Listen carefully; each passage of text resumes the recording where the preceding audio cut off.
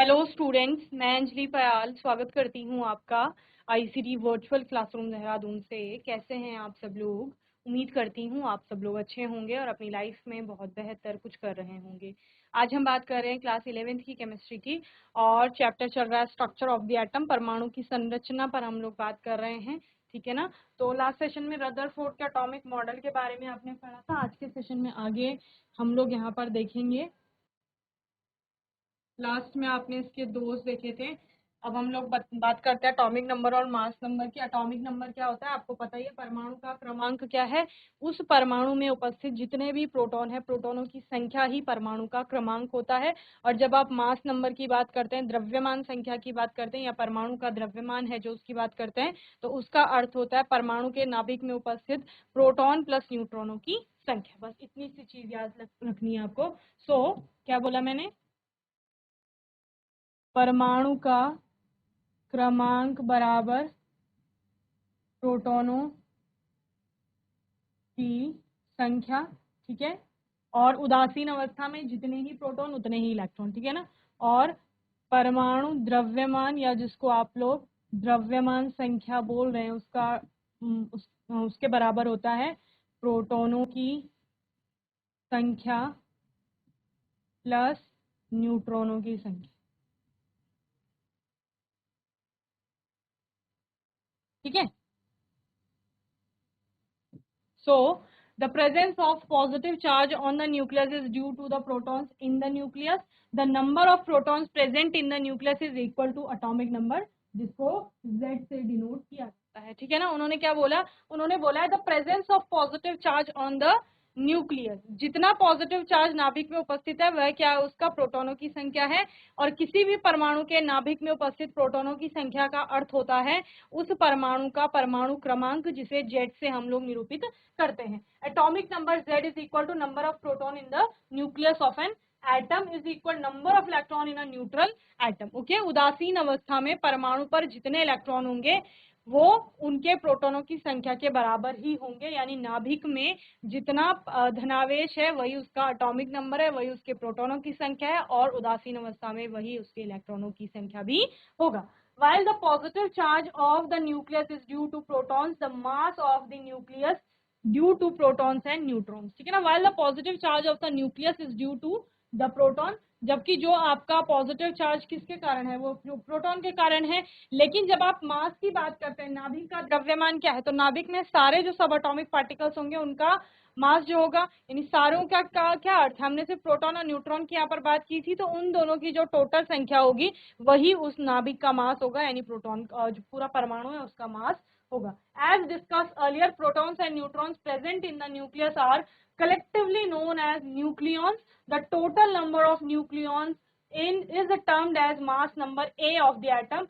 So mass number A is equal to number of protons Z plus number of neutrons N. ठीक है ना? तो ये मैंने आपको दो ही लाइन में पूरा सम कर दिया है कि परमाणु का क्रमांक बराबर होता है प्रोटॉनों की संख्या, और उदासीन अवस्था में उसके आगे लिख लेंगे आप इज इक्वल टू इलेक्ट्रॉनों की संख्या। जबकि परमाणु का द्रव्यमान या द्रव्यमान संख्या जो होता है वो क्या होता है? प्रोटॉनों की संख्या धन न्यूट्रॉनों की संख्या। ओके? एकदम से इसको नोट करेंगे, फिर आगे चलिए।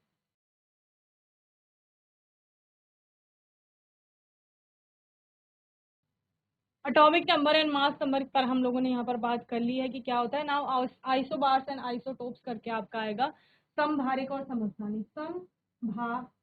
समभारिक सम समान भारिक वेट। ठीक है ना? जिनका वेट समान होगा उनको समभारिक यानी आइसो बार्स के अंतर्गत रखेंगे, और जिनका भार समान होगा ऐसे परमाणु, लेकिन उनका परमाणु का क्रमांक भिन्न भिन्न। सिंपल सी बात। क्या कहा? जो ए का मान है उनके लिए वो सभी के लिए समान होगा, लेकिन जेड का मान क्या होगा? अलग अलग होगा। इसको क्या कहा जाता है? आपका समभारिक कहा जाता है, यानी कि आइसोबार्स कहा जाता है। So isobars are the atoms with same mass number but different atomic number. Okay? क्या कहा गया यहाँ पर? समभारिक क्या है? समभारिक। सम यानी कि समान, भारिक यानी कि भार। ठीक है ना? तो परमाणु का द्रव्यमान या द्रव्यमान संख्या समान, लेकिन परमाणु क्रमांक भिन्न भिन्न।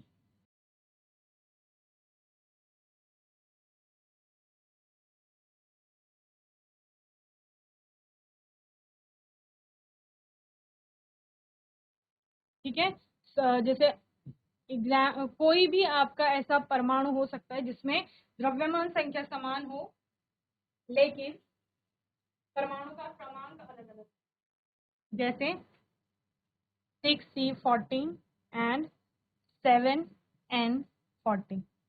ठीक है, कार्बन का एक समस्थानिक है 6C14 और एक जो नाइट्रोजन होता है वो 7N14 आपका होता है। तो ये दोनों आपस में क्या हो जाएंगे, समभारिक हो जाएंगे, क्योंकि एक ही वैल्यू दोनों के लिए समान है, यानी परमाणु का द्रव्यमान समान है लेकिन परमाणु का क्रमांक जो है वो अलग अलग है आपका। ठीक है ना। नेक्स्ट क्या आएगा इसमें, आइसोटोप, जिसको कहा जाता है आपका समस्थानिक। तो समस्थानिक का मतलब स्थान यानी कि परमाणु का क्रमांक, तो सम यानी कि समान, जिनका परमाणु का क्रमांक तो समान होगा, परमाणु क्रमांक समान लेकिन द्रव्यमान संख्या अलग अलग।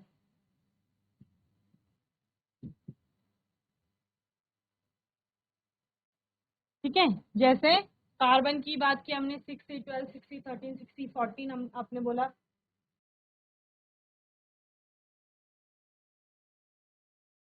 6C12, 6C13, 6C14, 1H1, 1H2, 1H3 और 17Cl, 17Cl35 एंड 17Cl37 समझतानी के लिए।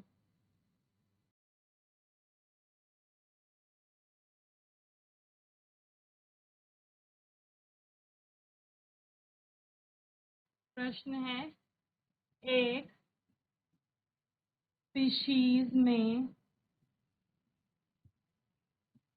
इलेक्ट्रॉन, प्रोटॉन व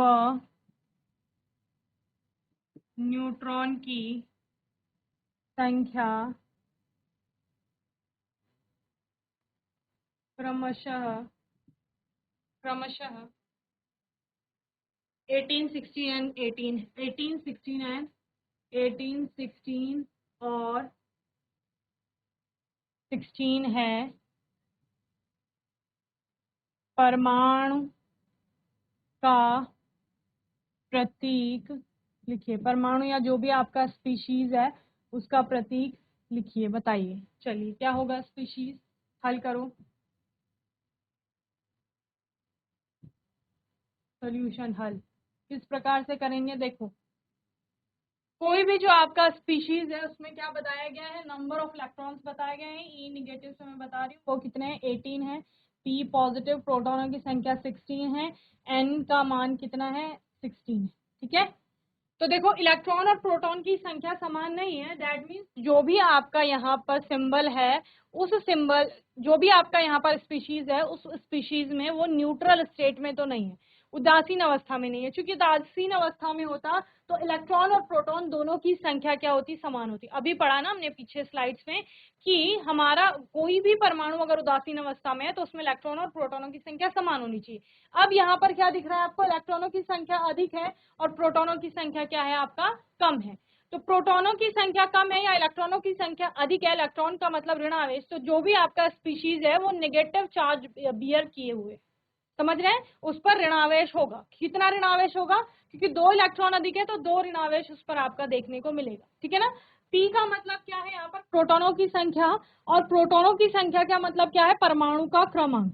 तो परमाणु का क्रमांक बराबर क्या है, प्रोटॉनों की संख्या। ठीक है, तो परमाणु का क्रमांक Z बराबर 16। ठीक है, अब हमने उसके लिए प्रतीक लिखना है। प्रतीक का मतलब पूरा जो हमारा किसकी फॉर्म में आता है, XZA की फॉर्म में आता है, जहां A क्या है, द्रव्यमान संख्या, और Z आपका क्या आता है, जो परमाणु का क्रमांक। तो Z का मान हमें पता चल गया 16 है, पर द्रव्यमान संख्या, द्रव्यमान संख्या बराबर क्या हो जाएगा, प्रोटॉन की संख्या धन न्यूट्रॉनों की संख्या। ठीक है, तो वो कितना हो जाएगा 16 + 16 = 32। ठीक है, यानी ए का मान हमें पता चल गया, जेड का और ए का मान पता चल गया। अब आपको एक्स निकालना है। एक्स क्या है आपका, कौन सा परमाणु है जिसका परमाणु क्रमांक आपका, कौन सा तत्व है जिसका परमाणु क्रमांक 16 होता है, बताइए। सल्फर होता है, ठीक है ना। क्या होता है, परमाणु क्रमांक 16 एस यानी सल्फर का होता है।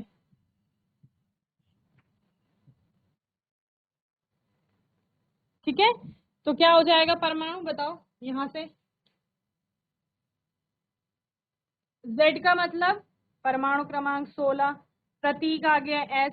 ठीक है, ए की वैल्यू हमने निकाल दी 32, ये हो जाएगा। होगा कि नहीं होगा, बोलो। अब क्योंकि मैंने आपको पहले ही बता दिया था इलेक्ट्रॉनों और प्रोटॉनों की संख्या बराबर नहीं है, तो इस पर क्या है, 2 ऋणावेश भी है, 2 निगेटिव। ठीक है, S2 निगेटिव, ये इसके लिए हमारा प्रतीक आ जाएगा। ठीक है,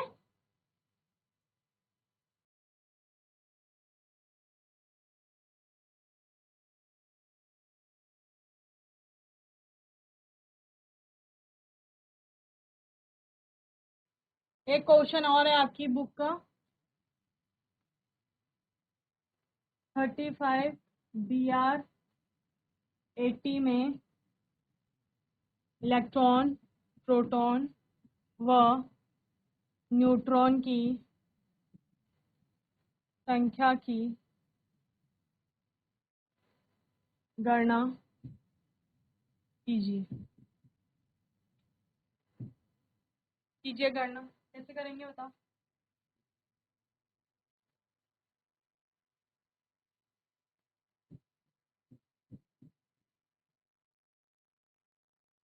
35 BR 80 ऐसा लिखा गया है सिंबल, बताओ।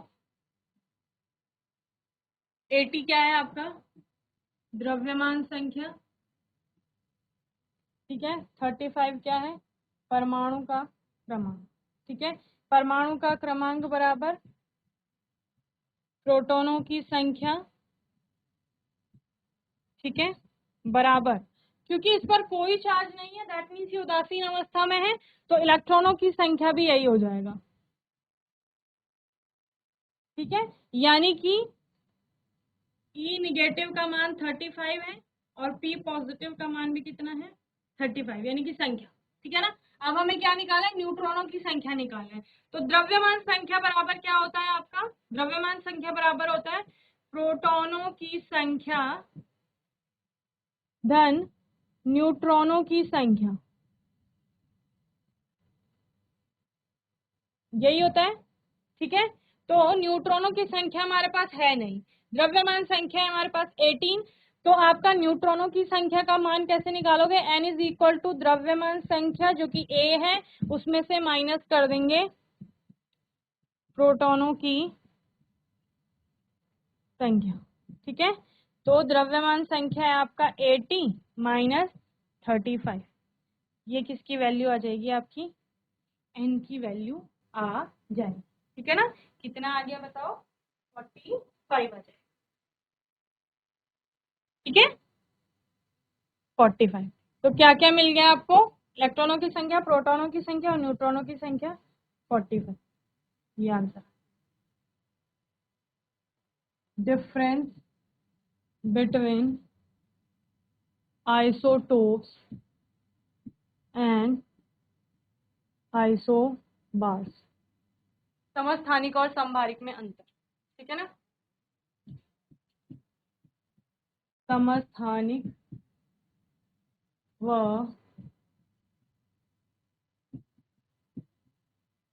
समभारिक में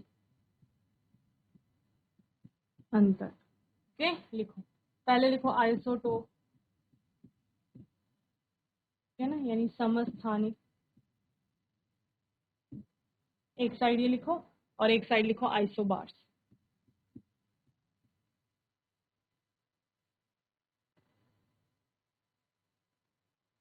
चलिए फर्स्ट पॉइंट लिखो समस्थानिक में, जो आपने समस्थानिक देखे जनरली वो सारे आपके एक ही एलिमेंट के एटम थे, ठीक है। लेकिन समभारिक में आपको अलग अलग एलिमेंट्स के एटम भी देखने को मिल सकते हैं जनरली, सामान्य तौर पर, एक्सेप्शन को लेकर यहाँ पर नहीं चलना है, ठीक है ना। तो लिखिए जनरली isotopes are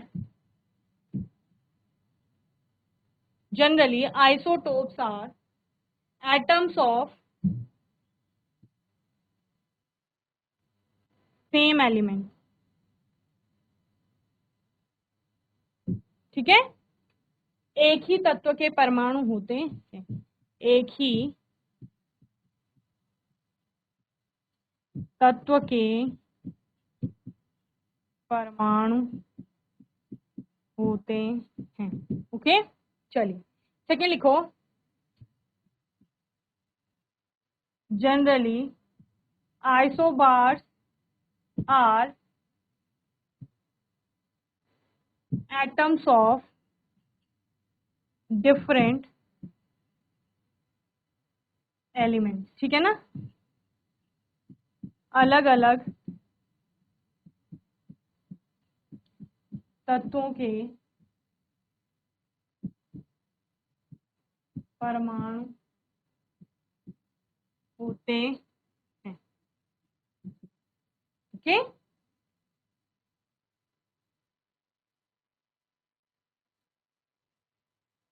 और समस्थानिक आपको मैंने क्या बताया, आइसोटोप समस्थानिक, सम यानी कि समान, स्थान यानी कि परमाणु का क्रमांक, तो एटॉमिक नंबर सेम होगा, ठीक है। सेकेंड लिखो, सेम एटॉमिक नंबर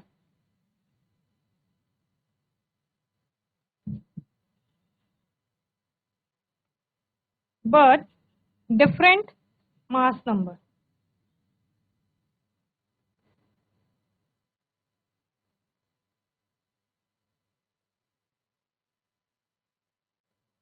ठीक है। Same atomic number but different mass number, समान परमाणु क्रमांक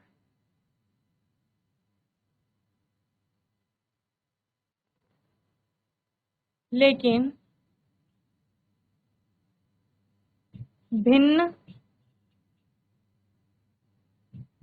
द्रव्यमान संख्या, ठीक है। और ठीक उसके ऑपोजिट किस में हो जाता है, आइसोबार्स में हो जाता है। दे have same mass number but different atomic number, ठीक है। तो यहाँ क्या हो जाएगा, सेम एटॉमिक मास नंबर या मास number but different atomic number,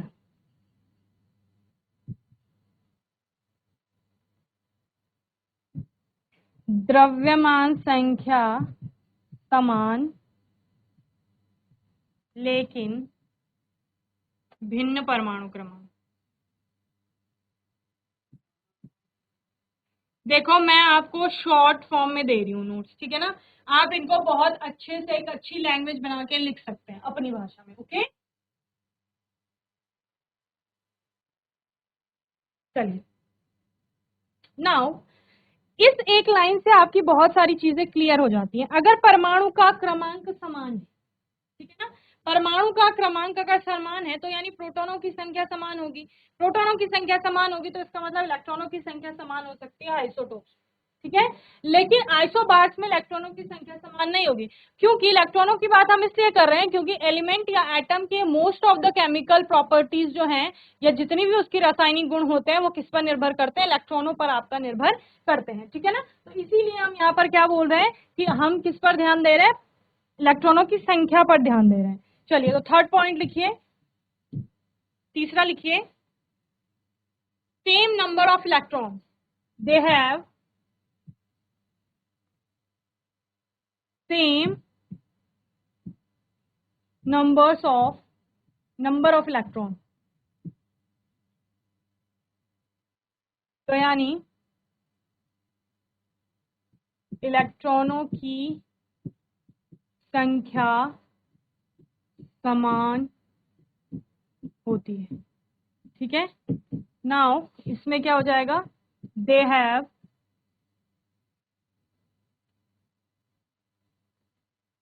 different number of electron.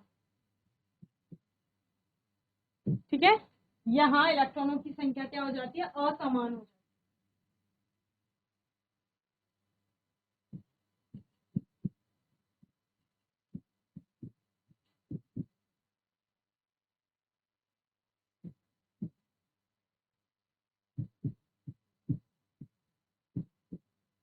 ठीक है, जैसे आपने आइसोटोप्स में क्या लिया था, 6C 12 6C 13 6C 14, तो 6 6 6 तीनों जगह 6 था।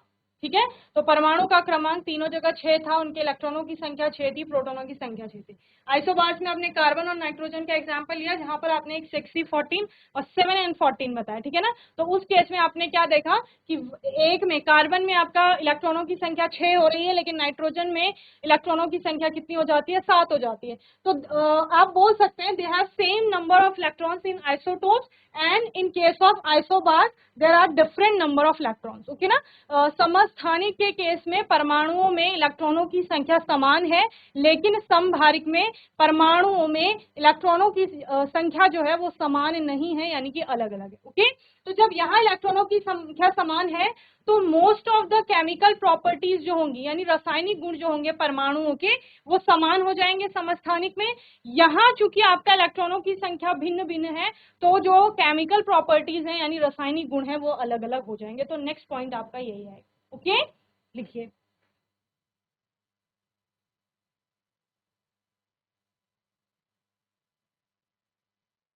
लिखिए, दे हैव और दे show similar chemical properties. Okay, ये एक समान रासायनिक गुण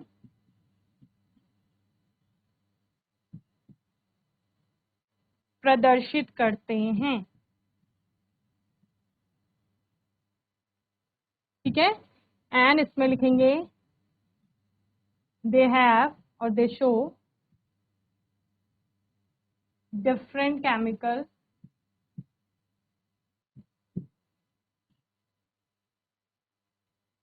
प्रॉपर्टीज।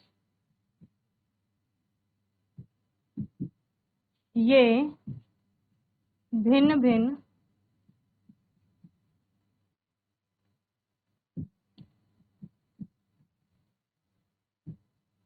रासायनिक गुण प्रदर्शित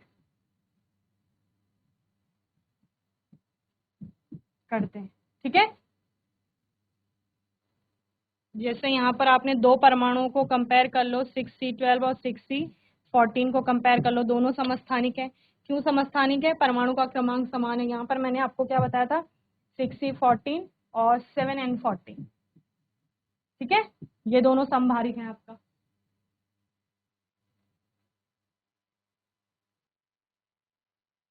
चलिए, तो मैं उम्मीद करती हूँ आज का सेशन आप सभी को समझ में आया होगा। बोलो समझ में आया, हैंड रेज करिए, समझ में आया तो हाथ उठाइए। ठीक है, तो यहाँ पर हमने बहुत सारे टॉपिक्स पर बात की, जिनमें से आइसोटोप्स और आइसोबार्स पर बात की गई। लास्ट सेशन में हमने रदरफोर्ड का मॉडल देखा था। आने वाले सेशंस में बोहर का मॉडल है आपके, और बहुत सारे और टॉपिक्स पर हम लोगों ने बात करनी है, जो कि बहुत इंपॉर्टेंट है। तो बहुत अच्छे से क्लास अटेंड करेंगे आप लोग। कोई डाउट होगा, क्वेश्चन होगा, तो आने वाले सेशन में आप लोग पूछ लेंगे। और तब तक के लिए ICT वर्चुअल क्लासरूम से जुड़ने के लिए धन्यवाद।